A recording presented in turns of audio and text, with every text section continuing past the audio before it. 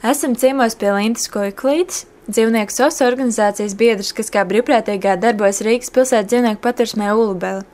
Pagājušo gadu Linda kļuva par labās gribas vēstnieci, bet pirms 2 gadiem ieguva titulu Latvijas lepnums. Rūpes par pamestajiem dzīvniekiem viņai sagādā patiesu prieku, jo viņa dzīvniekiem var sniegt iespēju dzīvot labākā vidē un sniegt savu mīlestību. Ir amerikāņu stafašīras kucīte Bella no Rīgas pilsētas dzīvnieku patvērsmes līčos, kur viņi nonāca pirms gada, kad viņi bija atstāti piesiet pie koka. Ļoti daudz cilvēku uzskata, ka amerikāņu stafašīras terjeri ir ļoti agresīvs, un patiesībā viņi ir īsti bučmūļi. Pāris dienu laikā, kopš viņš ir patvērsmē, mēs esam viņam tā kā bišķiņi saveduši kārtībā. Viņš šeit mierīgi sēž blakus, viņš atveduši laik lēkāja apkārt, nestaigāja blakus. Viņa neko nebija iespējams iesākt, viņš vienkārši rāva rokas laukā. Pāris dienu laikā suns ir atmācīts, un redziet, es viņu tur pavadu. Un tad vienkārši tur, kas sāk studēt Rīgā, es sāku braukt uz patvērsmēm kā brīvprātīgais palīgs un vēlāk iesaistījos tā kā arī, kā pagaidu mājadevējs. Vidusskolā bija pēdas, debates, teātris, literārais klubs, bet dzīvnieki tāpat kā maz bērni man ir tuvi, tāpēc arī, es studēju sociālo pedagoģiju, tas saistīts ar bērniem, un otra man vājība tā kā dzīvnieki, tas viņi ir mazi un neaizsargāti. Un cik dzīvniekiem tu jau esi sniegus palīdzību? Ļoti grūts jautājums, pie 200 beidzas skaitīt, bet tas bija vairāk kā gadu atpakaļ. Kāda ir tavi pienākumi ikdienā patversmē?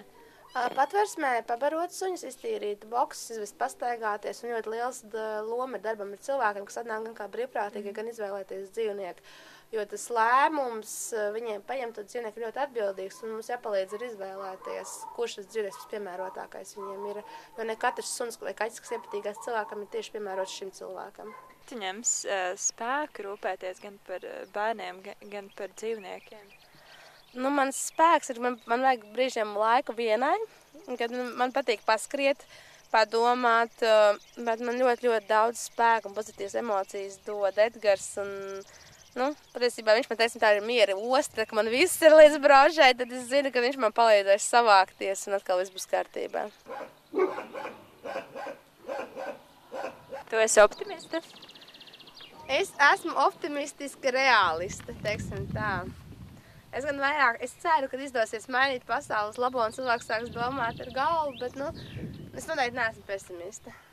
Tā kā es vēlos tiešām atvērt centru, kas būtu balstīts uz kanisterapiju un iespējams arī reiterapiju blakus, tad man ir noteikti vajadzīga izglītības vadības zinātnes, un kuras taisos apgūt maģistratūrā. Tā kā tas ir manā galvā pašlaik iegūt iespēju iestāties maģistratūrā un studēt vēl pusotru gadu, un tad arī domāt par centra atvēršanu. Jā, un, protams, zirgu tas ir 100%.